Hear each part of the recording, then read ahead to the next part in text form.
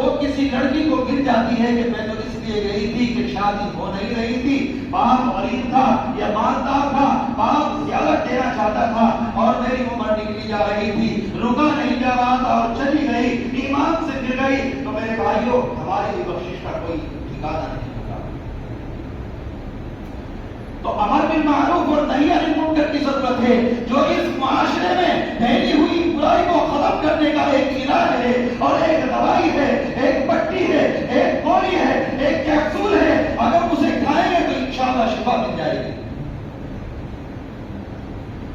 اب یہ ہو رہا ہے کہ بہت سے لوگ آ کر کے یہ کہہ رہے ہیں کہ حضرت مجھے تو اس کی خبر نہیں تھی، مجھے تو اس کے متعلق معلوم نہیں تھا۔ ٹھیک ہے، ہم یہ کہہ دیں گے کہ بھائی جھوٹ بول رہا ہے، لیکن یہ ہے کہ غور و فکر کرنے کا مقام ہے۔ کیا ہم میں سے ہر آدمی نے یہ پیغام آگے پہنچایا ہے؟ کیا ہم میں سے ہر آدمی نے یہ بات آگے پہنچانے کی کوشش کی ہے؟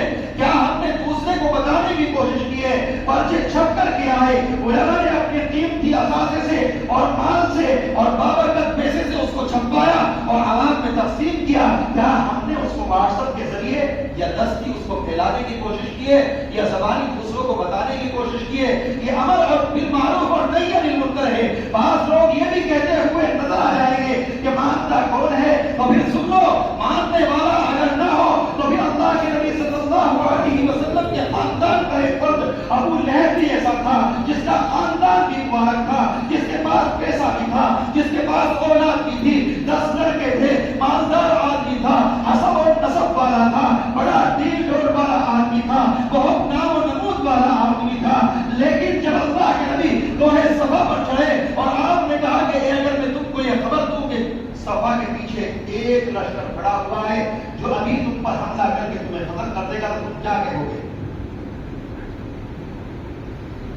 تو انہوں نے کہا کہ ہم یقین کریں گے۔ پھر اللہ کے نبی نے فرمایا تو ایک کہہ دو کہ اللہ ایک ہے۔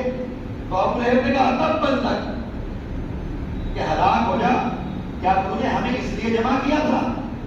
اور پتھر اٹھا لیا اللہ کے نبی کو مارنے کے لیے۔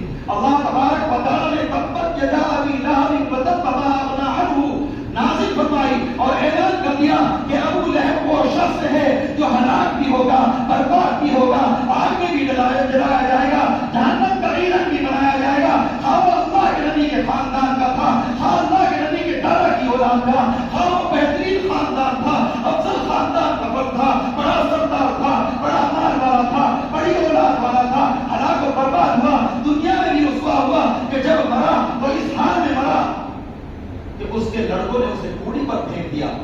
جب لوگوں نے لعن کیا تو پھر انہوں نے کسی غلام کو پیسے دیے اور اس نے گڈھا کھودا اور لاٹھیوں سے اسے دھکیل کر کے اس کو گڈھے میں دفن کیا۔ یہ ابو لہب کا حال ہوا۔